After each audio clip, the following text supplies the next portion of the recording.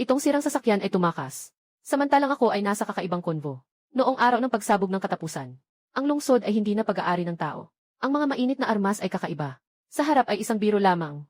Ang kakaiba ay hindi maaring patayin. Ang mga nakaligtas ay kailangang umasa. Ang mga superlative na pagkakasunod-sunod ay patuloy na lumilipat. Nang aking napagtanto na ang sangkatauhan ay walang kinabukasan. Ngunit bigla akong nagising sa sistema ng pag-upgrade ng lahat ng bagay. Habang ang iba ay nagtutulak ng sirang sasakyan at tumatakbo, ako naman ay nagbuo ng isang naglalakad na kuta ng bakal sa konvoy. Ang kalawangin na bisikleta sa aking kamay ay naging armored vehicle. Ang sirang tent ay maaari ring maging isang mobile na kanlungan. Ang pinakakakaiba ay ang tangke. Yung mga hindi kayang patayin. Ang mga kakaibang nilalang ay hindi na sumusunod sa akin. Sa halip ay sumusunod sa likuran. Tumingin ako sa malayo sa umuusok na ulap. Hindi ko napigilan ang mapangiti. Sadyang gusto ko lang namang mabuhay. Bakit ako naging huling pag-asa ng sangkatauhan? Nakawala ako mula sa Jiangsheng. Kasama ang isang grupo ng mga nakaligtas, bumuo kami ng konvo. Nagtatangkang pumunta sa base ng mga nakaligtas sa Shanghai. May mga nagmamaneho ng mga na-modify na TV. May mga nagmamaneho ng bus. Ako lang ang nagbibisikleta. Sa lumang bisikleta na 28 inch. Lahat ay dapat sumunod sa dalawang mahigpit na alituntunin. Una, huwag mahuli. Pangalawa, mag-imbak ng mga supply hanggat maaari. At ang una ay laging mas mataas kaysa sa pangalawa. Dahil walang supply, marahil may iba pang tao pang tutulong sa'yo. Kapag naiiwan ka, ang tanging tatanggapin mo ay kamatayan. Ako ay nakasakay sa pedal. Parang naninigas ang tuhod ko. Ang hirap ay pedal nitong sira na sasakyan na to. Kumikin ang kadena, parang may sira na. Parang pwedeng mabali anumang oras. Pero wala na akong magagawa. Ito ang aking tadhana. Noon, lahat ay umaasa. Kay Weto. Na isang bansa. Na isang napaka-elite na lungsod. Lahat ay naniniwala na mayroong paraan para labanan ang kakaiba. Ngunit hindi pa umabot sa destinasyon. Ang lugar ay naging isang walang tao. Nang malaman ko ang lahat ng ito, nagluto ako ng isang mainit na instant noodles. Ang init ay tumama sa aking mukha. Dala ang amoy ng murang sarsa. Sinubukan kong gamitin ang lasa na ito upang bahagyang mapawi ang napakatahimik na hangin. Pagkatapos kumain ng hapunan, ganap nang bumalot ang dilim sa lupa.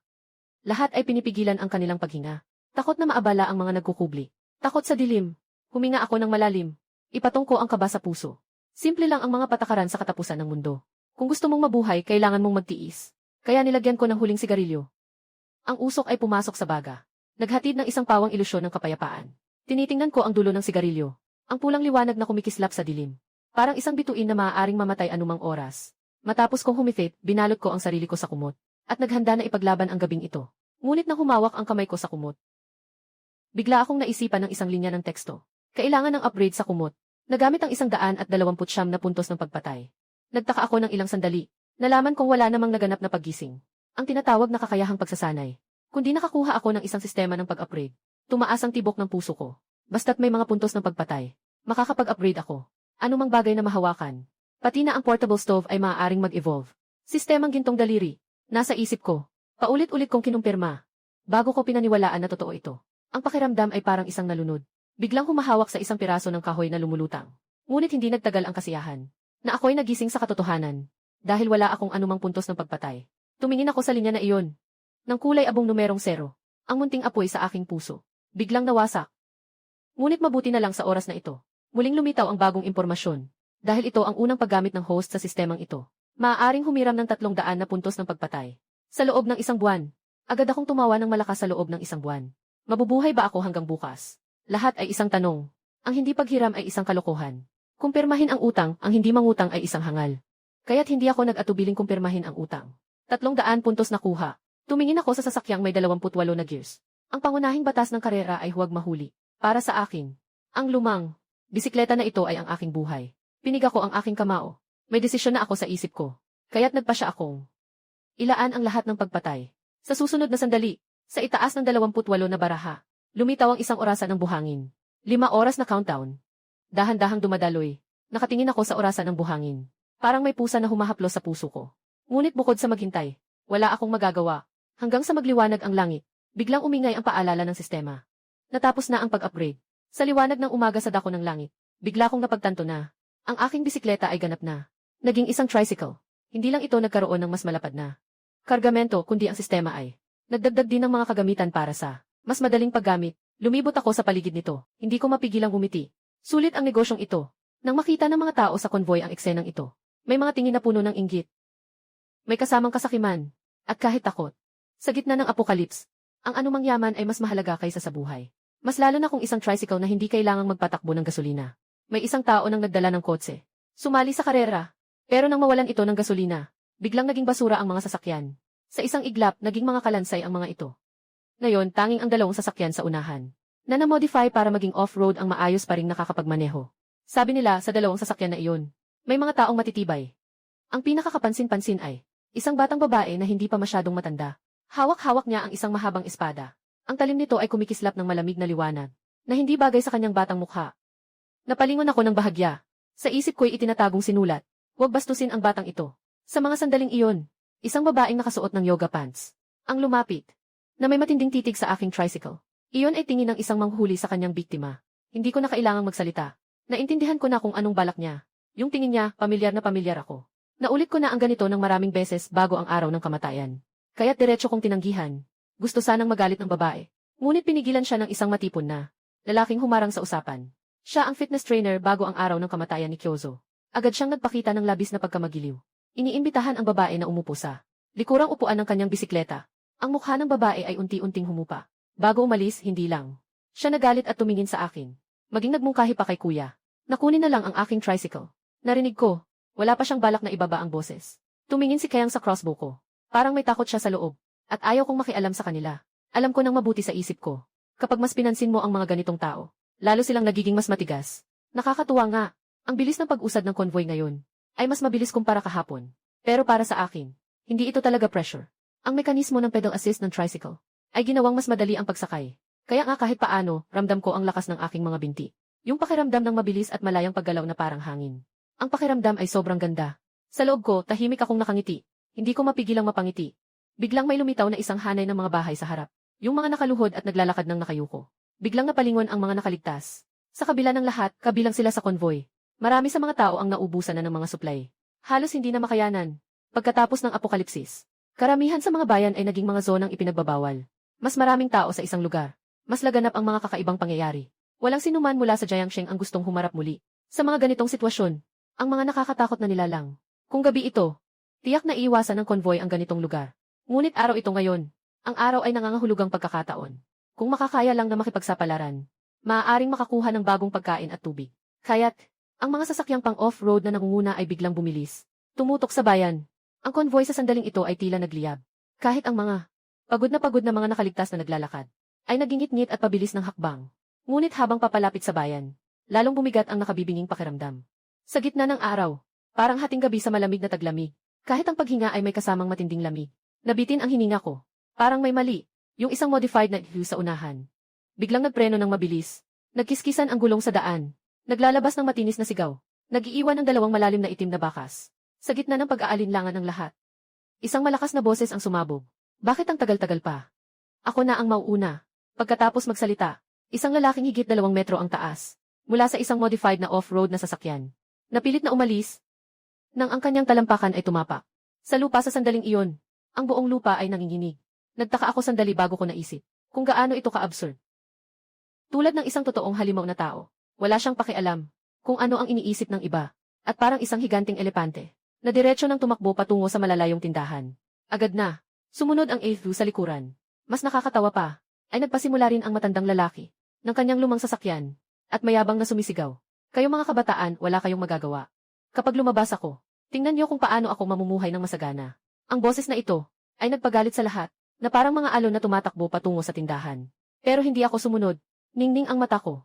Nakatingin sa mga tindahan sa magkabilang gilid ng kalsada. Marahil ang mga supply sa tindahan. Hindi kasing kumpleto ng supermarket. Pero malapit sa labasan. Sa panahon ng katapusan ng mundo, lahat na nakaligtas ay umaasa sa sikat ng araw. Basta pumasok lang sa ilalim ng araw. Hindi na makakaabot yung mga masasamang bagay. Ito ang aking pananggalang na baraha. Dala ko ang backpack ko at tumakbo. Sa pintuan ng tindahan ng sigarilyo, alak at pagkain. Sa pamamagitan ng salamin na pinto, nakikita ko sa loob ang iba't ibang klase ng sigarilyo at alak, mga tumpok ng merienda at inumin, lahat ng pwedeng kainin at gamitin. Isiniksik ko lahat sa aking backpack, habang ako'y puno ng saya. Bigla akong nakaramdam ng lamig sa aking likod. Agad akong lumingon. Sa aking likuran ay isang batang may edad na 7 o 8 taon. Mas maputi pa sa bangkay na 3 araw ng patay. Yung mata at bibig pa ay nagsasama-sama para makabuo ng isang kakaibang ngiti. Na sobrang kakaiba hanggang sa puntong napailing ako at napasigaw sa loob. Halos tumalon ang puso ko sa lalamunan. Gusto ko sanang tumalon sa counter at tumakbo palabas. Pero nang makarating ako sa pintuan, nakatigil ang buong katawan ko. Ang pintuan ng salamin ay tila nasarado ng isang kahoy mula sa labas. Parang may umuugong sa isip ko. May gustong ikulong ako dito. Tumingin ako sa labas sa pamamagitan ng pintuan ng salamin. Nakatitig ako sa labas ng masigasig. Sa sandaling iyon, sa tabi ng tricycle na iyon, may isang lalaki at isang babae na nakatayo. Nakasuot ang babae ng masikip na yoga pants. Yung babaeng tinanggihan ko ng isang salita. At ang lalaki ay ang kanyang personal na trainer na si Kyangzi. Sila ay may mga ngiti ng tagumpay at pang-uyam. Ngunit nang makita nila ako sa likod, sa malalim na dilim may bahagyang anino. Isang maliit na silweta. Biglang nagbago ang mukha. Kyangzi, umalis ka na. Diretsong sumakay sila sa tricycle. Mabilis na tumakas mula dito. Umanga ako ng mariin. Nanginginig sa galit.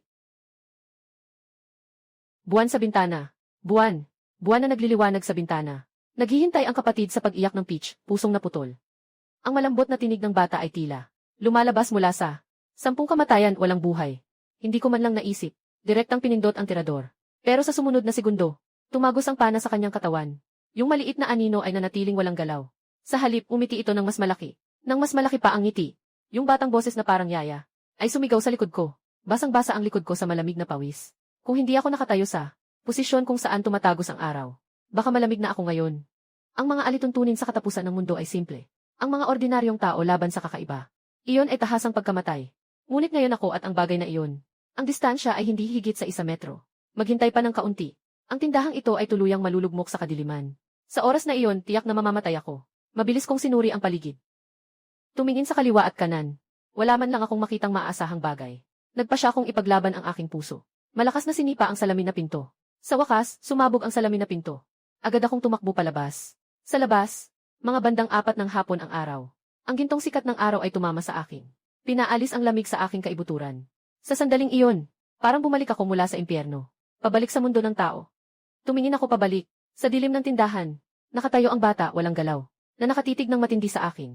Ngunit hindi na ako natatakot, dahil nakatayo ako sa ilalim ng araw. Ang saya ng makaramdam na buhay. Humihingal ako ng malakas. Nanginginig pa ang mga binti ko. Binitbit ko ang mga gamit. Sinasundan ang direksyon ng tricycle. Papunta sa labasan. Si Kiang at ang babaeng naka-yoga pants. Na umalis sa direksyong iyon. Ito ay isang malaking supermarket. Sana hindi na ako pumasok. Ngunit ngayon ang gulong ko ay nasa kanilang kamay. Kailangan kong habulin. Ang araw ay unti-unting lumulubog sa kanluran. Dumarami ang mga anino sa kalye. Sa mga anino, kahit na hindi ko makita, nararamdaman ko na may napakaraming malamig na mga mata na nakatitig ng matalim sa akin. Ang bayan ng Apricot ay dahil sa ating pagdating, ay may mga bagay na nagsisimula pang magising. Nang pumasok ako sa pintuan ng mall, agad kong nakita ang kilalang tricycle na iyon, at nakalagay pa ang mga gamit ko sa likod nito. Sa sandaling ito, lalong lumalakas ang aking puot. Lakas na yoga pants. Maghintay kayo. Una kong lilinisin ang backpack. Ibabalik ko ito sa tamang ayos. Pagkatapos, dahan-dahang lalapit habang nakayuko. Pero nang pumasok na talaga ako, nalaman ko na ang sitwasyon. Mas malala pa kaysa sa inaasahan ko. Karamihan sa mga shelf dito ay walang laman. Sa sulok, may ilang tao pang nakatayo. Nakita nila ako. Agad nilang ipinakita ang senyales ng pagtahimik. Sa sandaling ako ay nagtataka. Ang malamig na hangin ay sumisirit mula sa aking gulugod. Isang dalagang may mahabang buhok ang naglalakad ng mabagal sa pagitan ng mga istante. Ang taas niya ay umaabot sa 3 metro. Hawak niya ang isang napakalaking gunting at may boses na nakakatakot. Nasaan ka? Lumabas ka na. Maglaro tayo ng magkasama. Babaeng may puting damit at gunting. Nagtatagas ang pawis sa aking noo. Kakaalis ko lang mula sa mga kamay ng batang umiiyak na gawa sa papel. Hindi ko inasahan na makikita ko na naman ito. Sinubukan kong umiwas sa kanyang paningin. Lumipat sa kabilang bahagi. Ngunit sa mga sandaling iyon, nalaman ko lang na may mga tao pa sa food court. Marami pang mga nakaligtas. Pati na yung matangkad na lalaki na mahigit 2 metro. Pero ang mukha niya ay sobrang tense. Biglang huminto si gupit na babae. Nang makita ang 2 pulang tuldok sa ilalim ng kanyang mahabang buhok, bigla siyang lumingon sa amin.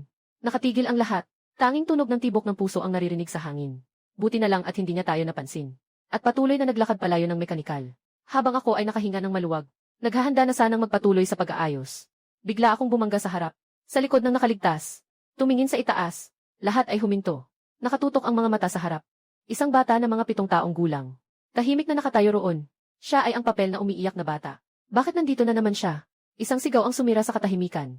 Ang katahimikan ng buong supermarket ay sabay na nagbigay diin. Sa ilang mga multo sa dilim, ang babae na may puting damit at gunting, higit 3 metro ang taas, ay biglang lumingon sa direksyong ito. Siyang tumakbo ng mabilis patungo sa akin, na nagdudulot ng pagbagsak ng mga istante sa daan. Kinuha ko ang aking backpack at tumakbo. Ngunit nakita ko mismo ang 2 mga nakaligtas, na pinuto ng babae na may gunting. na nagkalat ang dugo sa lupa. Hehe, ang saya. Talagang nakakatuwa. Ang kanyang tawa ay mas malamig pa sa kutsilyo, sa susunod na segundo. Isa na namang may salamin na ginto. Ang lalaking nakasweet ay naputol sa baywang. Sa oras na iyon, yung 2 metrong matipuno na lalaki ay sumigaw. Putang ina. Labanan na ito. Maya-maya, ang tao ay parang biglang napuno ng hangin. Sa isang kisap mata ay naging 3 metrong higante. Buong katawan puno ng mga kalamnan. Parang mga bakal na bukol na nakataas. Nagkatinginan sila ng babae na may gunting. Hindi nagpapahuli sa lakas ng loob. Ito ang sequence super. Nabahala siya, kaya niya ang unang pumasok. Pagdating ng apokalipsis, kakaibang pagputok sa buong mundo. Ako at ang mga nakaligtas. Nagtago sa isang maliit na bayan. Pero hindi ko inakalang. Habang naghahanda kaming mangolekta ng mga gamit. Sa dilim, isang babae na nakasuot ng puti, na may gunting biglang lumitaw. Sa isang mapanganib na sandali, yung 3 metrong taas na matipunong lalaki, ay sumabog mula sa pader. At pilit na umakyat. Ang demonyong maskular na tao ay humahampas ng kanyang kamao sa babae na may puting damit at gunting. Ngunit madaling naipasa ng babae na may puting damit at gunting ang kanyang kamay. Ang payat na babae na may puting damit at gunting. May mga labanan na mahirap unawain, na may napakalakas na kapangyarihan. Ang demonyong maskular ay may sakit na mukha. Ang katawan niya ay bahagyang yumuyuko. Sa ilalim ng nakangiting banta ng kalaban, nakakakilabot ang aking naramdaman. Hindi ko alam kung ano ang iniisip ko noon. Itinaas ko ang kamay at tinutok ang crossbow sa puting damit. Ang babae na may gunting ay isang palaso. Ang palaso ay nakadikit sa kanya. Kahit na hindi ito nagdulot ng pinsala. Nakakuha ako ng 200 na puntos sa pagpatay. Sa sandaling lumabas ang abiso ng sistema, nagtaka ako saglit. Ngunit bago pa ako makapagdiwang, sumigaw ang babae na may gunting at tumakbo patungo sa akin. Naku, buti na lang at kumilos ang demonyong Muscleman sa oras na iyon. Nakita kong tinamaan niya ng isang malakas na suntok. Ang mukha ng babae na may puting damit at gunting. Ngunit hindi ko inaasahan na ang babae na may puting damit at gunting ay hindi nanghina kahit kaunti. Pinalipad pa ang demonyong Muscleman. Napakalaking katawan. Tinamaan ang napakaraming istante. Iyan ang kakaiba. Kahit ang tinaguriang himala ng tao. Sa harap ng puting damit na gunting na babae, isa lamang siyang laruan. Pero yung malaking katawan na iyon, mula sa bumagsak na istante. Muling lumabas at tinungo si babae na may gunting. Parang hindi mapatay na insekto. Walang kahit anong nangyari sa kanya.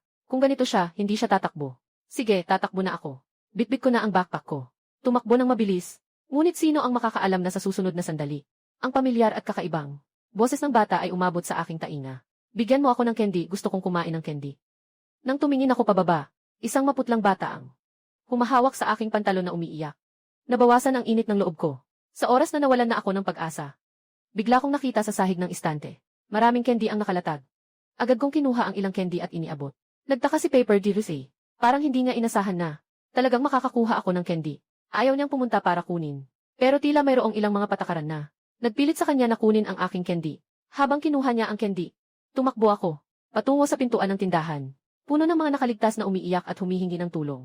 Tumingin ako pabalik ng isang beses. Yung batang papel ay nag-aalis ng candy. At sa malayo, yung demonyo ay muling naitapon. Ngunit mabilis siyang muling tumakbo patungo sa babae na may gunting. Talagang hindi mapatay na halimaw. Hanggang sa muli akong nakatayo sa ilalim ng araw. Dito ko lang naramdaman ang pagbabalik sa mundo. At sa loob ng supermarket ay patuloy pa rin ang tunog. Mga sigaw at takot na mga tawag. Napapaligiran ng mga multo. Maraming mga nakaligtas ang tumatakbo. Ngunit hinatak muli ng mga kakaibang anino. Ang buong bayan ng Xinhua ay naakit ng tao. Tanging ang sikat ng araw ang pinakaligtas na lugar. Umupo ako sa lupa. Humihingal ng malakas. Tremble pa ang mga kamay ko. Matagal akong nakapagpahinga. Bago ako tumayo at naglakad patungo sa tricycle. Dinala ko ang 2 bag. At itinapon ito sa likod ng sasakyan. Sa mga sandaling iyon, biglang narinig ko ang isang hindi mapagkakatiwala ang boses ng babae. Shenye, ano ang gusto mong gawin? Gusto mong agawin ang aming sasakyan. Yoga pants na si Jajia at fitness trainer na si Kayang Z. Dalawa silang may dalang 2 bag. Nakatayo sa malayo. May dala silang pag-aalinlangan sa mukha. At bahagyang may pag-aalinlangan din. Hindi ako nagsalita kahit isang salita. Diretso kong pinakawalan ang pananggalang na pana. Dumaan ang pana sa harap ko. Diretso nitong tinusok si Kyang Z. Napatitig siya ng malaki. Parang hindi niya inakalang gagawin ko talaga ito. Nabaril mo ang iyong kaaway. Nakakuha ng 1,000 na puntos sa pagpatay. Napaisip ako ng kaunti. Makakakuha ka rin ng puntos sa pagpatay. Tumingin ako sa babae sa yoga pants. Sumigaw siya sa takot. Agad siyang lumingon at tumakbo pabalik sa supermarket. Kung ikukumpara sa kakaiba, ako ngayon ang tunay na bangungot sa kanyang isipan. Sayang, hindi pa ako nakagawa ng hakbang. Nang marinig ko ang pag-ungol ng babaeng ito muli, punong-puno ng takot ang mukha niya. At sa likod niya nakatayo isang taong nakasuot ng magaspang. Habang malapit nang makatakas ang babae, sa ilalim ng araw, yung anino ay hinawakan siya sa buhok. At hinila siya pabalik sa kadiliman. Ang sigaw ay biglang huminto. Tiningnan ko ang eksenang ito, na walang emosyon. Ang kaparusahan ay dumating ng napakabilis. Sa oras na ito, marami nang naroroon.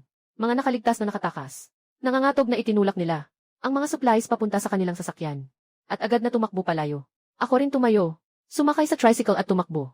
Bago umalis, hindi ko rin nakalimutan kunin yung dalawang bagahe at itapon sa sasakyan. Huwag kunin, huwag kunin. Habang ang lahat ay nagmamadali para makaligtas. Biglang may puting anino na dumaan sa itaas ng bubong. Tumingin ako pataas. Isang dalagang may dalang espada. Tulad ng isang alamat na mandirigma. Pabalik siya sa direksyong kabaliktaran sa akin.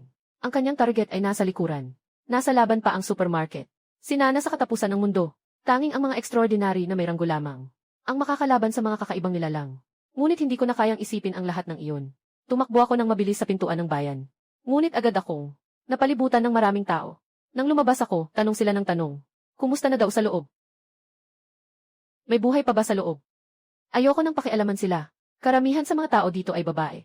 Sa panahon ng katapusan ng mundo, mas mahina ang lakas ng matatanda at bata. Kahit anong kababalaghan, mahirap silang makalayo. Kabaligtaran, mga adult na babae. Kahit na mas mahina ang kanilang lakas kumpara sa mga lalaking adulto, mas madali pa rin silang makaligtas. Sa pagkakataong iyon, may isang modified na off-road na sasakyan. May isang lalaking bumaba mula rito. Medyo kakaiba ang kanyang kasuotan. Naka-hoodie siya.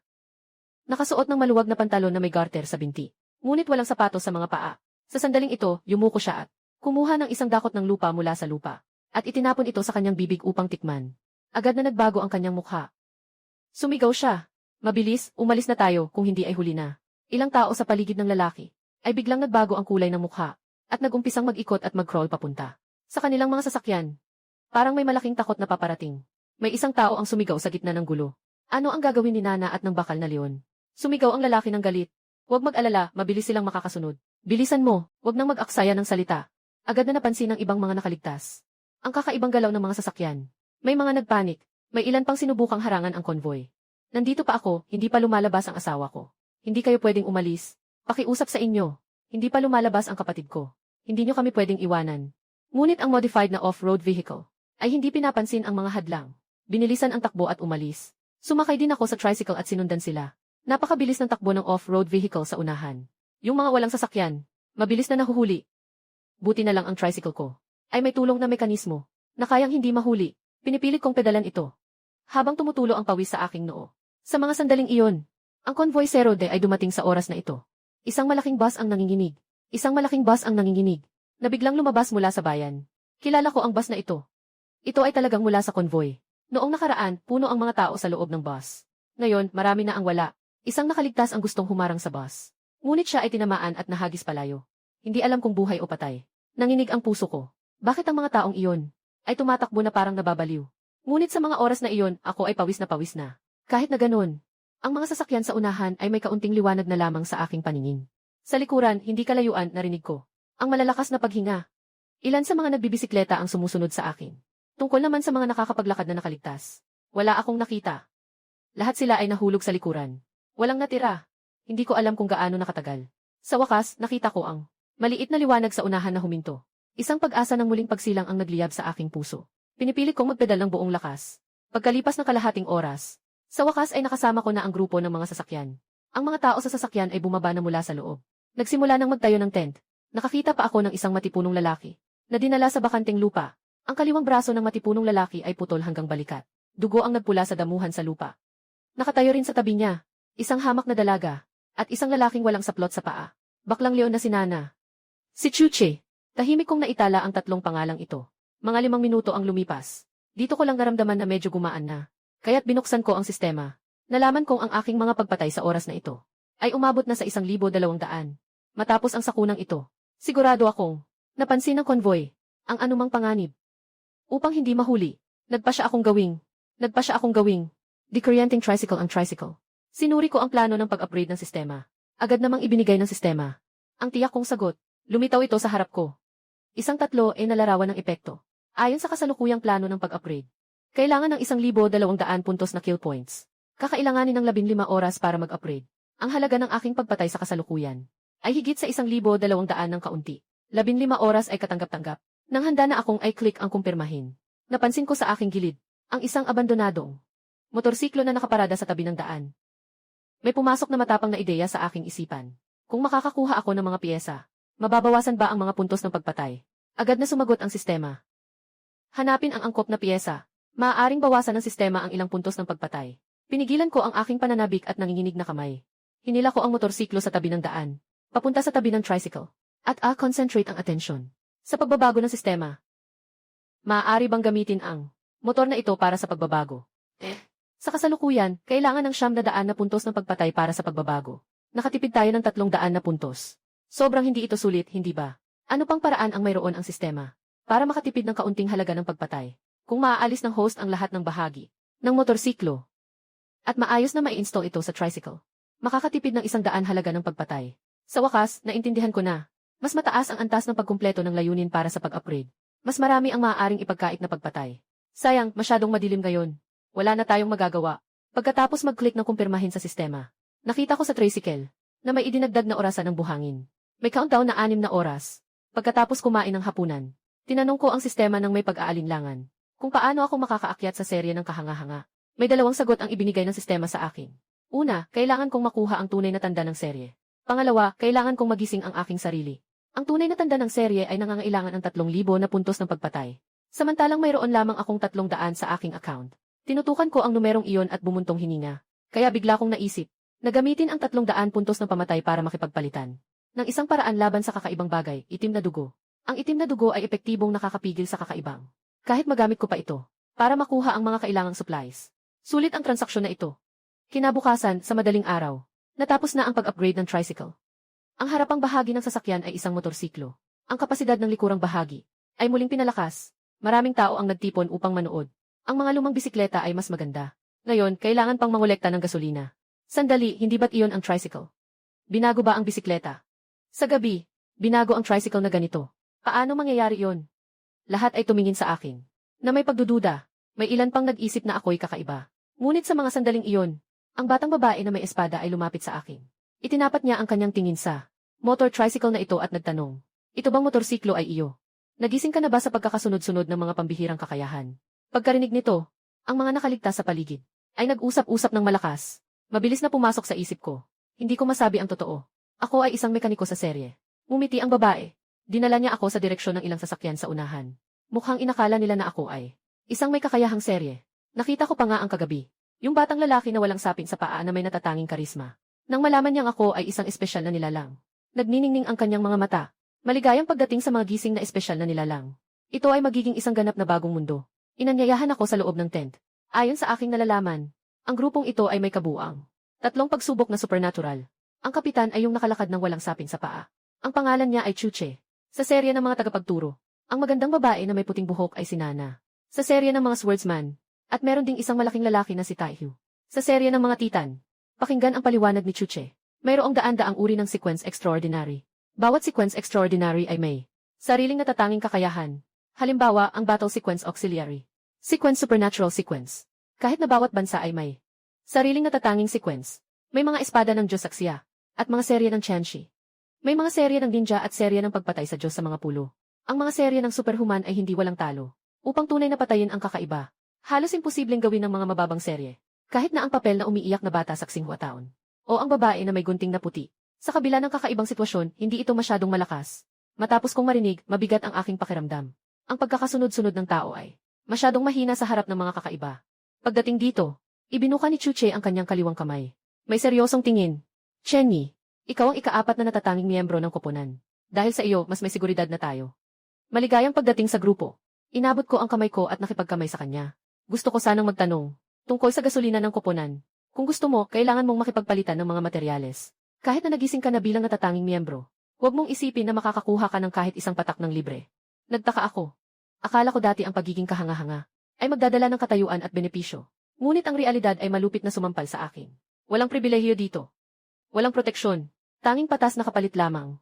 Napangiti ako ng may pighati. At sa tingin ko, patas naman. Sinabi ni Chuna. Mabilis na magkakaroon ng internal trading event ang karwahe. Basta't handang magbayad, maaaring makuha ang anumang bagay na nais. Sa loob ng karwahe na ito, mayroong 4 na sasakyan na may 4 na gulong. 2 modified na off-road na sasakyan. Ang bus ay pag-aari ng Iron Leon. Tungkol sa natitirang maliit na sasakyan, ito ay pag-aari ng isang female star. Hindi marami ang kanyang mga gamit. Ngunit dahil sa kanyang kasikatan bago ang apokalipsis, palaging may mga tao sa kanyang pwesto. Yung lalaki na nakatingin ng masama. Habang nag-aalinlangan ako kung sino ang unang hanapin para magpalit ng gasolina. Bigla siyang naglabas ng isang bakal na timba mula sa sasakyan. Ginoo, kung kailangan ninyo. Mayroon pa akong isang timba ng gasolina dito. Kailangan lang ng 8 kilo ng bigas. Mas mura ito kaysa sa 20 kilo ni Chuche at Nana. Mas mura kaysa sa kanila. Pinipikit ko ang aking mga mata at tiningnan siya. At agad kong nakita ang kanyang balak. Gumagamit siya ng murang gasolina kapalit ng aking proteksyon. Diretso kong sinabi, ibigay mo sa akin ang gasolina. Kapag nagkaproblema ka, tutulong ako. Si Zaulan ay matigas na nakatingin sa akin. Tahimik ng halos kalahating minuto. Nakuha na. Walang gasolina. Ang sasakyan natin ay magiging bakal na basura. Sinasadya ng binata na palakasin ang boses. Sumisigaw na ibalik ang langis. May mga tao na masaya sa aking kapalaran. Pero Zaulan hindi siya humadlang. Bagkus, nagduduwang na umiwas ng tingin. Ako'y malamig na tiningnan siya. Wala akong nagsalita. Sa kabutihang palad, hindi lang siya ang meron ako. Isang pagpipilian. Diretso akong lumapit kay Chuche. Gamit ang balita na puno ng kasinungalingan. Pinalitan ko ang isang baril ng gasolina. Pagkatapos, nahanap ko si Nana. Napalitan ko ito ng isang island brand na outdoor bolo. Napambakbakan sa labas. Hanggang sa umalingaw ang radyo. Nagsimula nang umalis ang convoy. Sumusunod ako sa likod ng bus. Naging bahagi na ako ng buong grupo. Pang-apat sa grupo. Patuloy na bumababa sa daan si Chuche. Kinuha ang isang piraso ng buhangin at isinubo. Ito ang naging sandigan ng grupo. Ngayon, ang mga tagapagpatnubay ay nakakaramdam ng panganib. Kapag nagising ang mga bangkay, doon ko tunay na maunawaan kung ano ang tinatawag na sobrang galing. Noong araw, nakita ko mismo na hiwa ang braso niya hanggang balikat. Pero ngayon, parang walang nangyari. Ang bilis niyang gumaling ay sobrang nakakagulat. Nang makita ako ng bangkay na bakal, ang unang sinabi niya ay pasasalamat. Bro, salamat sa isang saksak mo. Kung hindi, matagal na akong patay. Nagtaka ako ng saglit. Isang komplikadong emosyon ang sumiklab sa aking puso. Hindi ba't ganito rin ako? Kung hindi siya ang humarang sa babaeng may puting damit at gunting, hindi rin ako makararating hanggang ngayon. Pagkatapos, binanggit ko sa kanya na ang itim na dugo ng aso ay makakapigil sa kakaiba. Ang mga mata ng bakal na bangkay ay lumiwanag. Mahalaga ang impormasyong ito. Ganoon lang. May nadagdag na isang power supply sa likod ng truck ko. Paikot-ikot ang convoy sa iba't ibang direksyon. Ilang beses naming naiwasan ang mga multong walang tigil sa pagtugis. Kung hindi dahil kay Chuche, matagal nang naglaho ang convoy. Sinusulit ko ang bawat pagkakataong makapagpahinga. Isaws ang dugo ng itim na aso sa pana. Sa gabing iyon, ipinaliwanag ni Chuche na darating siya bukas sa Longshu Village para mangalap ng mga supplies. Pagkatapos ng balita, lahat ay nakasulat sa kanilang mga mukha ang takot. Longshu Village. Yung tatlong salitang ito lang ay may kasamang kakaibang pakiramdam. Ngunit ako'y tila may kaunting inaasahan. Habang sapat ang mga palaso. Tamang pagkakataon upang manghuli ng kakaiba. Upang makakuha ng halaga ng pagpatay. Ngunit sa mga sandaling iyon, biglang napunit ang gabi ng isang sigaw. May multo. Agad na nagkagulo ang tao. Hinawakan ko pabalik ang may mansang. Itim na dugo ng aso na panggagahasa. Tumingin sa ilang anino malapit. Pero sa sandaling umabot sa sukdulan ang tensyon sa hangin. Mula sa anino ng mga puno, may narinig na mahina na boses. Tulungan niyo kami. Habang isang maliwanag na liwanag ang bumaba, isang taong balot ng sirasirang damit ang lumitaw. Kasunod nito, mas marami pang mga anino ang lumitaw mula sa dilim. Si Chuche ay hindi alam kung kailan. Umabot na sa harapan ng tao, na may alertong tingin. Kami ay nakatakas mula sa lotseng. Wala na ang lotseng, kasabay ng nanginginig na iyak na ito. Ang mga anino ng mga tao ay sabay-sabay na humikbi. Sa gitna ng desperadong sigaw na ito, biglang umupo si Chuche. At kumuha ng isang dakot na lupa at inilagay sa kanyang bibig. Parang tinikman ang pinakamasarap na pagkain. Pagkalipas ng ilang sandali, tumayo siya. Kayo na bagong sumali. Maaari akong magbigay ng pagkain ng libre sa loob ng isang araw. Pagkatapos ng araw na iyon, kailangan mo nang maghanap ng paraan para sa iyong sarili. Matapos sabihin iyon, pumili si Chuche ng ilang mga babaeng nasa gitnang edad upang tumulong sa pagluluto. Habang akala ng lahat ay naibalik na ang kaayusan. Isang bagong sumali sa grupo. Ang babae ay biglang sumigaw. Hindi ito patas. Bakit puro babae ang gumagawa ng lahat? Bakit hindi nagluluto ang mga lalaki? Dinidiscriminate mo ang mga babae. Ang mga bagong dating na babae. Ginawa siyang leader. Sumang-ayon silang lahat. Sa halip ang nagluluto. Galit na galit ang mga babae sa kanya. Ngunit si Chuche ay ngumiti lamang ng bahagya. Kung ganon, sige, Zhao Daji, magpahinga muna kayo. Sabi ni Abao, dalhin mo ang ilang lalaki para magluto. Mabilis na natikman ng mga babae ang mapait na bunga. Ang grupong iyon ng mga lalaki ay masayang-masaya parang Pasko. Nagsisiksikan sila sa pag-init ng tubig at pag-aapoy. At pagkatapos niyang isigaw na hindi ito patas, ang babae ay nakatayo ng walang kaalam-alam. Akala niya ay siya ay lumalaban para sa kanyang karapatan. Ngunit ang kapalit ay ang pagdiriwang ng kanyang mga kasama. Katatapos lang nilang kumain ng hapunan. Si Chuche ay nagbigay ng bayad sa mga lalaki. Agad na namutla ang mukha ng babae. May ilang mga nakatatandang babae pa ang lumapit. Hinahatak ang kanyang buhok at pinapalo siya. Sinasabihan siyang salot sa grupo. Hindi na kailangan ni Chuche na makipagtagisan sa kanya. Sapat ng lubos siyang wasakin sa puti. Nakikita ko ito. At lihim na humahanga. Napakahusay ng paraan. Kinabukasan ng maaga. Karamihan sa mga nakaligtas ay nananatiling nangangailangan ng magaspang na pagkain. Samantalang ako ay maihawak na isang mangkok ng sinangag na may tuyong karne. Isang matandang babae ang naglalakad kasama ang kanyang apo, na may ngiti sa kanyang mukha. Bata, magbigay ka ng kaunting pagkain sa bata. Matagal na siyang hindi nakakakain ng karne. Bago pa man magsalita, yung batang pasaway ay agad na umatake. Dalawang maruruming kamay, agad na pumapasok sa pinggan ko. Nang hihingi ng pagkain ko ng sabay-sabay. Sa kawalan ng magawa, inilipat ko ang pinggan sa ibang lugar. Sa mundong ito, ang kabutihan ay kadalasang tinuturing na kahinaan. Habang bumababa ang gabi, nahanap ni Chuche at ang kanyang grupo ang bagong kanlungan. Kakaumpisa ko lang matulog. Nagmamadaling dumating si Uncle Abao.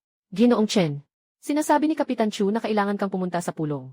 May ilang tao nang nakaupo sa loob ng tent. Kinuha ni Chuche mula sa kanyang bulsa ang lumang radyo, na tila isang pira-pirasong bakal, na may numerong 01357. Sa isang panahon ng kababalaghan, tanging ang mga kakaibang bagay, ang tunay na barahan ng tao. Si Chuche ay inilagay ang lumang radyo sa mesa. Lahat ng tao huminga ng mahinhin. May ingay na sa radyo. 3 buwan na ang nakalipas. Nagkaroon ng kakaibang paglaganap sa Longsheng Village. Lahat ng tao namatay. Walang nakaligtas. Kompleto ang mga suplay sa baryo. Sa ilalim ng malaking poplar sa gitna. Maliit na supermarket. Maraming suplay. Pwede mong unahing kolektahin. May imbakan ng pagkain sa selar ng barangay captain. Pwede mong kolektahin bilang pangalawa. May balon sa pasukan ng baryo. Hindi kontaminado ang tubig. Higit sa 100 kakaibang nilalang sa loob ng baryo. Sa loob ng nayon, may higit sa 100 kakaibang antas ng panganib. Impormasyon na naipasa. Ngunit ang ekspresyon ni Chuche ay napakakakaiba.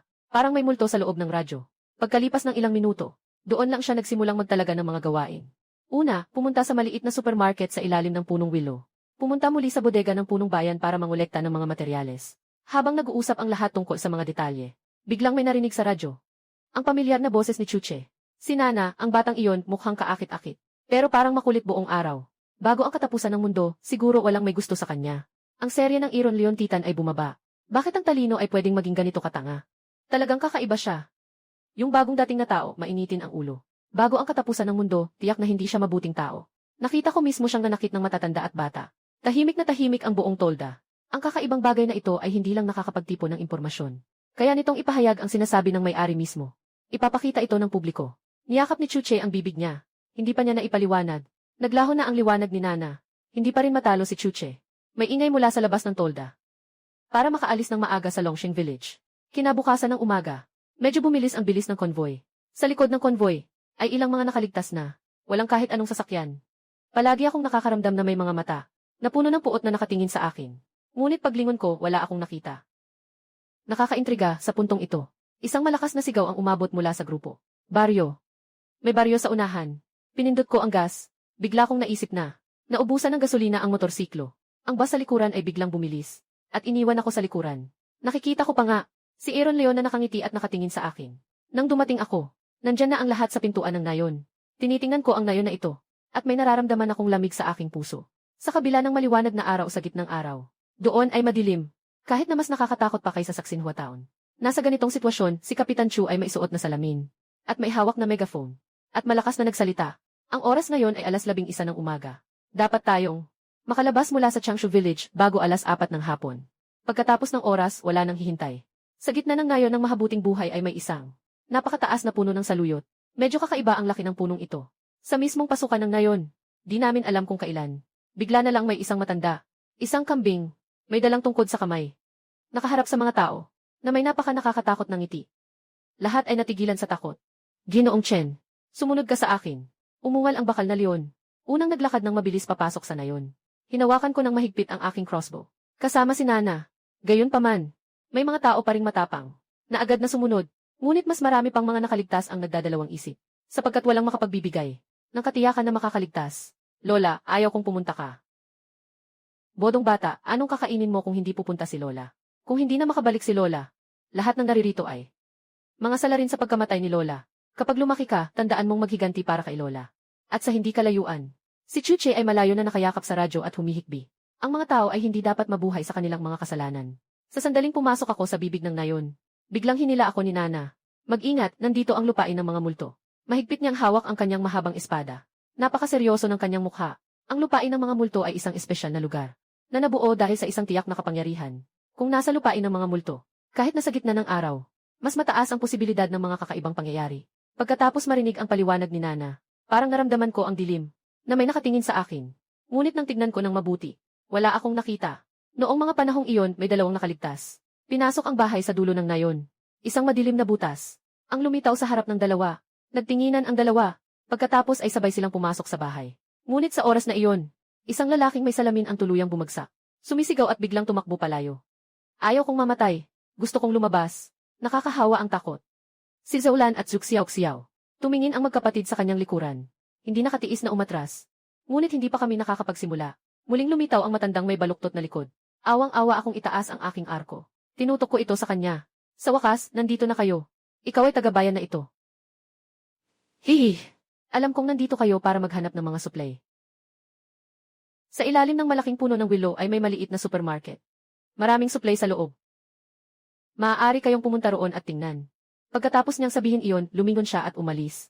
Ngunit sa kailaliman ng kanyang katawan, malinaw kong narinig ang isang mahinang sigaw. Tulungan mo ako. Ang boses ay tila lumalayo at lumalapit. Parang may taong nakulong sa kanyang loob. Nanginig ang puso ko. Biglang kinuha ang palaso at itinaga ito sa kanya. Ang palasong nabasa ng itim na dugo ay matinding tumago sa kanyang katawan. Agad na umusbong ang isang ulap ng uso na nagdulot ng pinsala sa matandang dibuho. Nakakuha ng 100 na puntos sa pagpatay. Hindi akalain na ang matandang ito ay isang multo. Pero hindi pa ako nakalugod ng husto. Biglang naging malamig ang tingin ni Nana. Nakita niyang ang matalim na espada ay naging isang malamig na liwanag na bumaba. Agad na nahati ang baluktot na matandang halimaw sa dalawa. Yung mga nakaligtas sa paligid. Sana ay makakabawi na sila. Ngunit nakita nila na ang dalawang bahagi ng katawan ay walang bahid ng dugo. Parang dalawang kakaibang unggoy na tumatalon at umaakyat sa bubong. At sa isang iglap ay nawala. Gusto sanang habulin ni Iron Leon. Pero hinila siya ni Nana. Kalma ka, malaking tao. Mahalaga ang pagkuha ng mga supply. Ang lahat ng ito ay nangyari sa isang kisapmata. Mabilis na may ilang mga nakaligtas na sumigaw. Ayaw ko na. Kayo na lang ang pumunta. Gusto kong umalis. Gusto kong lumabas. Pagkatapos niyang sabihin iyon, agad siyang tumakbo. Agad na sumunod. May dalawang tao na nagsusugal na tumakas papunta sa baryo. Biglang sumikip ang atmosfera hanggang sa sukdulan. Sa sandaling ito, para kaming naglalakad. Sa isang ibang dimensyon. Habang naglalakad, biglang may narinig na takot na sigaw mula sa likuran. Muling narinig ang matinding sigaw. Azi, Azi. Nawala si Azui. Ang nagsasalita ay isang dalaga na may magulong buhok. Kahit hindi pa siya nakarating sa maliit na tindahan sa ilalim ng malaking puno ng salik. Marami ng ganitong pagbabago ang nangyari. Huwag nang umiyak. Baka nakauwi na si Azui. Pagbalik natin, makikita na natin siya. Hindi pwede. Walang easy. Hindi rin ako makakabuhay. Biglang tumakbo ang dalaga pabalik sa direksyong pinanggalingan. May kutob akong may hindi tama. Dahil sigurado ako na ang aming convoy ay hindi kailanman nakita ang dalagang iyon. Ibinahagi ko ang balitang ito sa lahat. Ngunit si Zuxiao-Xiao ay otomatikong tumutol. Paano mo nasabing hindi mo pa nakita ang batang iyon? Hindi ko alam kung bakit. Nang hinanap ni Zuxiao-Xiao ang kanyang alaala, hindi niya maalaala ang pangalan ng batang babae. Nakangisi ako ng malamig. Dito ay ang nayon ng mahabang buhay. Sa ganitong lugar, may isang estrangherang babae. Hindi mo ba naiisip na may problema? Gusto pang tumutol ni Zuxiao-Xiao. Ngunit hinila siya ni Zaulan. Mas mabuti pang kumilos na tayo. Sana ay makagawa tayo bago mag-apat ng hapon. Nakakalap ng sapat na supply. Umalis sa nayon ng Changshu. Dito na nagpatuloy ang lahat. Patungo sa direksyon ng malaking puno ng willow. Ngunit hindi nila alam na sa likod ng kanto na kanilang nadaanan, ay bigla silang napatigil. Ano ang nangyari kay Taishi? Nana, halika't tingnan. Pabilis kami ni Nana. At saka nakita ko rin isang di malilimutang tanawin. Nakita ko ang mga sanga ng malaking puno ng willow na nakabitin ang mga bangkay na hindi bababa sa daan ang bilang. Nakatayo ang mga nakaligtas sa likuran. Lahat sila ay natigilan sa kanilang pwesto. Lahat ay natatakot na nakatitig ng malaki. At sa ilalim ng nakakatakot na malaking puno ng willow, ay may isang maliit na bahay. Nakasulat sa karatula, maliit na supermarket sa ilalim ng malaking puno ng willow. Nakaawang ang maliit na pinto sa labas. Kahit na makikita ang supermarket, sa loob ng glass counter, na may lahat ng bagay sa mga istante. Sa oras na iyon, ang lahat ay mainingning sa mga mata, na para bang nakalimutan ang mga bangkay sa itaas. Isa sa mga matandang babae, ay may labis na kasakiman sa mukha. Sa labas ng supermarket, hindi alam kung saan nagmula ang hangin, na bahagyang umalog sa katawan, na nasa ilalim ng mga sanga ng willow. Mag-ingat kayong lahat. Huwag sanang mag-alala sa mga bagay na ito. Matapos ipaalala sa lahat. Maingat na umusad.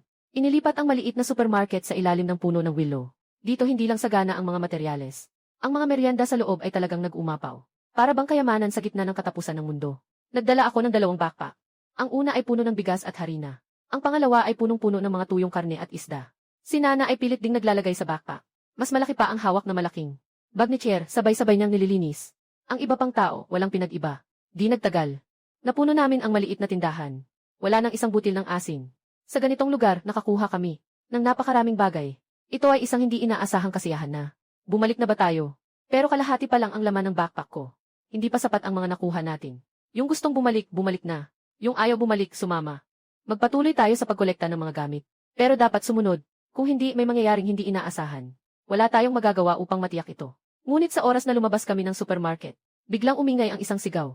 Nakita namin ang katawan ng isang nakaligtas, na mahigpit na nakabalot sa isang sanga. At pagkatapos ay hinila ng malakas pataas. Sa loob ng ilang sandali, isang nakabiting bangkay na lang ang natira. Lahat ay nakatitig na may malalaking mata. Sobrang pamilyar sa akin ang mukha na iyon. Kanina, nasa likod ko pa siya. Ngunit ngayon, sa loob ng wala pang isang minuto, naging kaluluwa na siya sa ilalim ng puno ng willow. Sapat na ang mga supply ko. Hindi na ako pupunta. Hanapin niyo na lang. Ang takot ay hindi nagpapahintulot na huminto. Sa huli, nahati ang grupo sa dalawang koponan. Kami ni Nana ay patuloy na umuusad. Ang isa pang grupo ay desperadong tumakas patungo sa dulo ng nayon. Gustong umalis ni Zaulan kasama ang mga taong iyon. Ngunit hinawakan siya ni Zuxia Oxiao sa kanyang damit. Ate, sumunod na lang tayo. Sundan mo sila. Mas mabuti nang sumama kaysa lumabas at mamatay. Di nagtagal, isang maulap na 3 palapag na mansyon ang lumitaw sa harap ng lahat. Ang unang reaksyon ko ay, hindi ito lugar para sa mga buhay na dapat pasukin. Pumasok na, wala ng oras. Si Iron Leon ang unang pumasok sa bakuran na may dalang malaking bag. Sumunod kami ng iba. Lahat ay unang naghahanap sa kusina. Sunod ay ang silid-tulugan at bulwagan. Halos siniyasat ng mga nakaligtas ang bawat kwarto. Bago nila natagpuan na kakaunti na lang ang bigas at harina. Hindi sapat para sa susunod na supply. Habang ang lahat ay patuloy na naghahanap, nasa aparador ako sa 2 palapag. Nakatagpo ako ng isang elektronikong relo. At agad ko itong isiniksik sa aking bulsa. Balak ko sanang humingi ng isang solar panel kay Chuche. Baka magamit ko ito sa hinaharap. Sa oras na natitira na lang, 1 oras at kalahati, biglang may narinig na isang tunog mula sa itaas. May isang basement dito. Isang binatilyong nakasuot ng salamin ang nagturo sa pasukan ng basement. May masayang ekspresyon. Si Nana ang unang tumalon pababa. Pagkalipas ng ilang sandali, narinig siya sa basement na hindi mapigil ang kaligayahan. Ginoong Chen, Pamilya Tai. Puno ito ng patatas. Sa sandaling iyon, nabasag ang nakabigat na atmosfera. Agad na tumalon ang lahat sa bodega. Pagkatapos, isang sako, isa pang sako ng patatas ang inakyat. Ang saya ng masaganang ani ay nakasulat sa mukha ng bawat isa. Ngunit habang kami ay abala sa pagdadala, nakita ko sa bintana ang anino nila ugi sa labas ng pinto. Para siyang kamatayan. Na matinding nakatingin sa amin. Itinaas ko ang kamay ko at tumaga ako. Nakaapekto ako sa baluktot na matanda. Nakakuha ng 100 na puntos sa pagpatay. Patuloy na sumusunod sa atin ang matandang iyon. Huwag nang magpaligoy-ligoy. May masama akong kutob. Kailangan na nating umalis agad. Hindi na nagtanong pa si Tiexu. Ngunit ang galaw ng pagdadala ay halatang bumilis ng ilang beses. Isa-isa nang umakyat ang mga tao mula sa silong.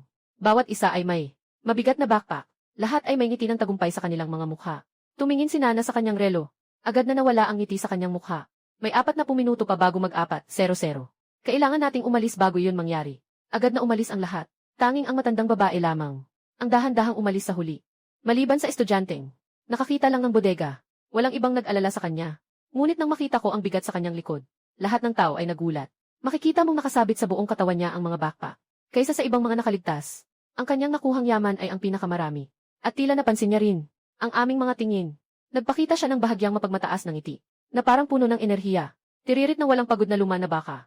Si Nana na may dalang mahabang espada ang nangunguna. Ang lahat ay sumusunod sa daang pinanggalingan nila pabalik. Sa oras na ito, ang langit ay nananatiling maulap at kulay abo.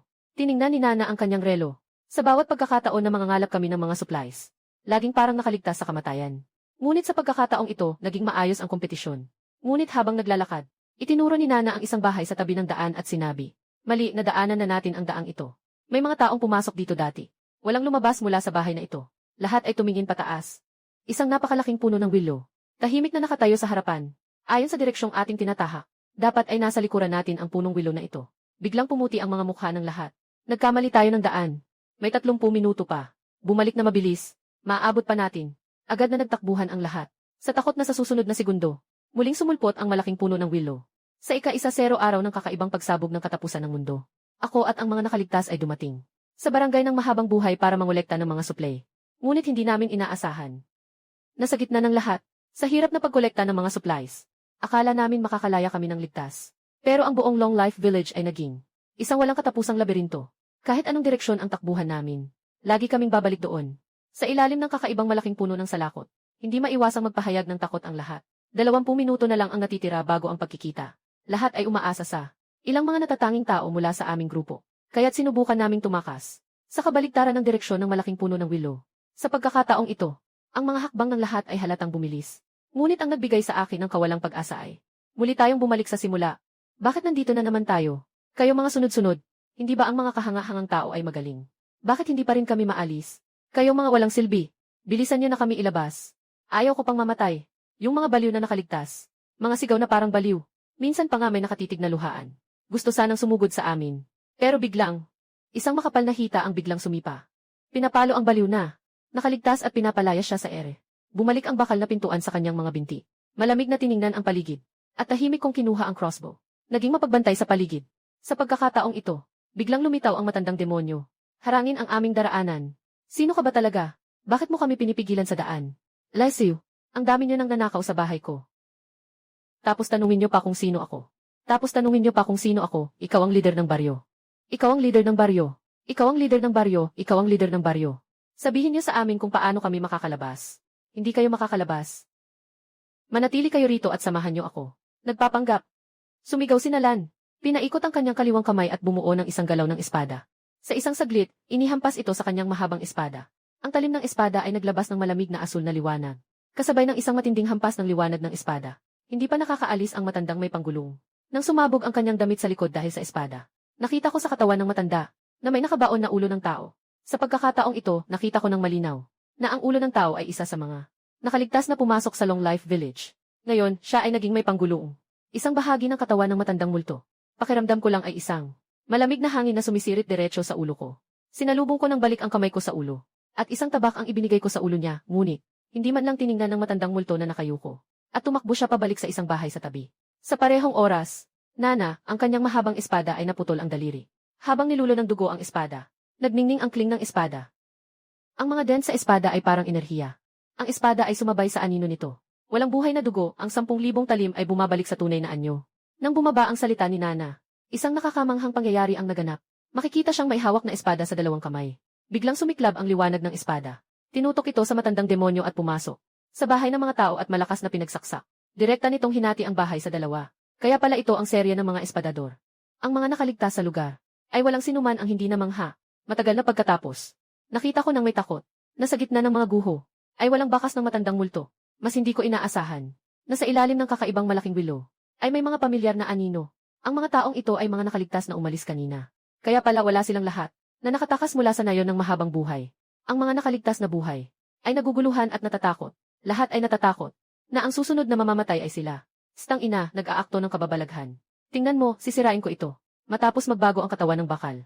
Ninais sanang durugin ang punong willows na ito. Ngunit hindi ko inasahan na sa ilalim ng mga sanga ay biglang kumilos ang mga bangkay. Kasunod nito, daan-daang bangkay. Ang sabay-sabay na bumukas ang mga mata. Ang mga bangkay na ito ay pinapagalaw ng mga sanga ng willow. Parang dumudulas na dumpling. Nahuhulog mula sa puno. Sumusugod ng matindi sa amin. Bakal na bangkay. Mapipilitan lang kaming huminto. Sumuntok para depensahan. Piliting harangin ang mga bangkay na humarang sa daan. Ngunit habang dumarami ang mga bangkay, ang Iron House ay unti-unting nawawala ng lakas na makipaglaban. Kahit na may mga bangkay pa, na sumugod na sa kanyang likuran. Nang makita ko ang ganitong eksena, inangat ko ang kamay ko at isang pana ang pinakawalan. Itim na dugo ang pinapahid sa aro. Natumpak na tumama sa likod ni Chico, kasabay ng isang nakaririnding puting uso. Nahulog ang katawan ng leader mula sa likod ng bakal na pinto, na nagdulot ng pinsala sa leader. Nakakuha ng 100 na puntos sa pagpatay. Ngunit hindi pa ako nakakarya. Yung katawan na may nakatusok na palaso ay biglang tumalon papunta sa akin. Buti na lang at si Nana ay agad na humarang sa akin. Hinawakan niya ang espada sa kanyang kaliwang kamay at inihampas ito sa talim. Kasabay ng isang malakas na sigaw. Ang bangkay ay agad na nahati sa dalawa. Ngunit ang bangkay ay patuloy na gumagapang patungo sa akin gamit ang kalahating katawan. Nanginig ang puso ko. Hindi pa pala ito ganap na namatay. Patuloy na may iba't ibang sigaw mula sa tao sa paligid. May ilang malas na nakaligtas. Hinila ng bangkay ang isa. Sa mas malayo, ang matandang babae na puno ng mga suplay ay patuloy na umiwas sa kaliwa at kanan. Sa resulta, sa tabi, ang isang survivor ay hindi nakapansin.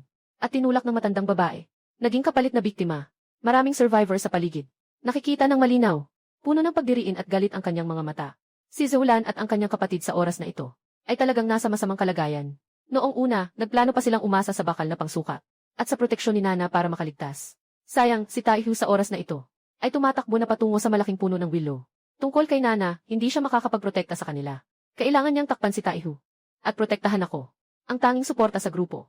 Mabilis na bumangga ang isang bangkay kay Zeulan. Ate, ingat. Si Zuk Xiaoxiao ay mabilis na. Hinampas ang kanyang backpack kay Hukui. Ito ang dahilan kung bakit nakalusot si Zoulan nang hindi namamalayan. Ngunit ito ay simula pa lamang. Mas marami pang mga bangkay ang dumarating. Nakita ni Zuk Xiaoxiao ang mga palaso kong tumama sa isang bangkay. Agad na naglabas ng puting usok ang bangkay at umatras. Kaya't mahigpit niyang hinawakan ang kamay ng kanyang kapatid. At pilit na tumakbo papunta sa akin. Parang itinuring akong huling pag-asa. Ngunit sa mga sandaling iyon, yung matandang babae na mabilis kumilos, ay nakatago na sa likod ko. Mukhang hindi lang siya gustong makatagpo ng kanlungan. Kung kinakailangan, nais din niyang gamitin ako bilang scapegoat. Naging malamig ang aking tingin. Paano mangyayari ang gusto niya? Hindi pa man kumilos ang matandang babae. Bigla akong lumipat ng pwesto. Biglang sumugod ang mga patay. Ang matandang ito na mabilis kumilos, ay hindi pa nakapagmura. Nakuha na siya ng ilang biglang sumugod na mga patay. Wala akong naramdaman dahil dito. Nagdulot ng kaunting pagkakasala. Kung hindi ako kumilos ng mabilis kanina, ako sana ang nahila palayo. Ginoong Chen, tulungan mo ang kapatid kong babae. Agad akong lumingon. At nakita kong si Zaulan ay nahulog sa isang higanting tao. Si Zuk Xiaoxiao ay kumuha ng bakal na pangpukpok mula sa lupa. Hinampas niya ang kanyang ate. Pero biglang pinigilan ni Hukui. Ngunit sa sandaling hinawakan niya si Zaulan. Sa isang iglap, napalibutan na siya mula sa lahat ng panig. May mga nakangisi na may maputing ngipin. Kabilang sa kanila, may ilang mukha na kilala niya. Karamihan ay kakilala niya sa grupo ng sasakyan. Ngayon, lahat sila ay naging mga halimaw na kumakain ng tao. Magkatagilid ang dalawang magkapatid. Sige, ikaw na ang mauna. Basta't makararating ka sa tabi ni Chenye. Kahit ayaw niyang iligtas ka, maaari ka pa rin niyang iligtas. Anong mga kalokohan ang sinasabi mo? Mas pipiliin kong mamatay dito. Hindi rin ako hihingi sa halimaw na iyon. Isang nakaligtas sa malapit ay nagtatangkang tumakas. Ngunit bigla siyang inatake ng bangkay. At hinila papasok. Sa malalim na bahagi ng punong willow. Chenye, tulungan mo kami. Pero hindi rin ako mas mabuti sa kalagayan. Halos maputol na ang sinulid ng crossbow. Kung hindi pa rin umusad si Nana at si Aaron Leon, lahat tayo ay mamamatay dito. Tungkol sa ibang mga nakaligtas, wala akong pakialam sa kanila. Ngunit sa oras na iyon, biglang umingay ang isang malakas na sigaw. Ang buong lupa ng Changshu Village ay nagkaroon ng matinding pagyanig. Nakikita ang bakal na leon na parang isang galit na mabangis na hayop. Matindi nitong pinukol ang puno ng salakot. Ang buong puno ay malakas na nayanig. Ang berdeng katas ay sumabog. Sa oras na ito, mas matindi pa ang kanyang puot. Nakataas ang isang kamay na may matalim na espada, na dati ay higit 1 metro ang haba. Umabot pa hanggang 10 metro ang haba. Habang bumaba ang liwanag ng espada, biglang lumitaw sa puno ng malaking willow. Isang nakakatakot na bakas ng espada.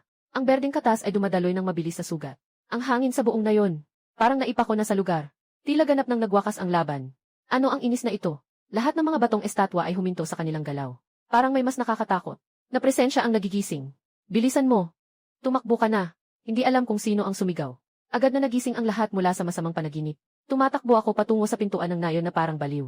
Wala na akong pakialam sa iba. Dahil ramdam ko na, may isang uri ng pagbabawal na muling bumabangon sa nayon. Bilis, malaking tao, umalis ka na. Sumigaw ako kay Aaron Leon. Ngunit siya ay tuluyang nababaliw. Paulit-ulit na bumangga sa malaking puno ng willow. Nang lumamig ang tingin ko, kung si Zaulan o Zuk Xiaoxiao ang papalit, hindi talaga ako magliligtas. Pero iba si Taishi at Nana. Sila ay mga super sa serye. Mga taong may halaga. Naging alanganin lang ako ng 0.01 segundo. Agad kong itinaas ang kamay na may pana. At click ang gatilyo. Ang palaso ng crossbow ay matinding tumusok sa braso ng bakal na bangkay. Matapos gawin ang lahat ng ito, agad akong lumingon at tumakas. Sa sakit, biglang lumingon ang bakal na bangkay. Sa susunod na segundo, mabilis itong tumakbo patungo sa akin. Sa oras na ito, dumapo si Nana ng magaan sa balikat ng bakal na bangkay. Pero hindi pa kami nakakatakbo palabas ng nayon. Ganap na nagising ang buong Longshu Village. Mga sanga ng willow na tila nabuhay, na bumalot mula sa kalsada, mula sa magkabilang panig. Ang mga nakaligtas na mabagal tumakbo, ay agad na nahigop sa kadiliman. Hindi pa nakapagbigay ng sigaw. Nahadlangan din ako ng ilang sanga ng willow. Itinaas ko ang kamay at isang espada, na nabasa ng dugo. Ang bolt ng crossbow ay mabilis na tumago sa sanga ng willow. Agad na umatras ang sanga ng willow sa dilim. Ngunit sa susunod na segundo, nararamdaman kong humigpit ang aking bukong-bukong. At bigla akong naibitin ng pabaliktad. Agad kong hinugot ang panggatong mula sa aking baywang.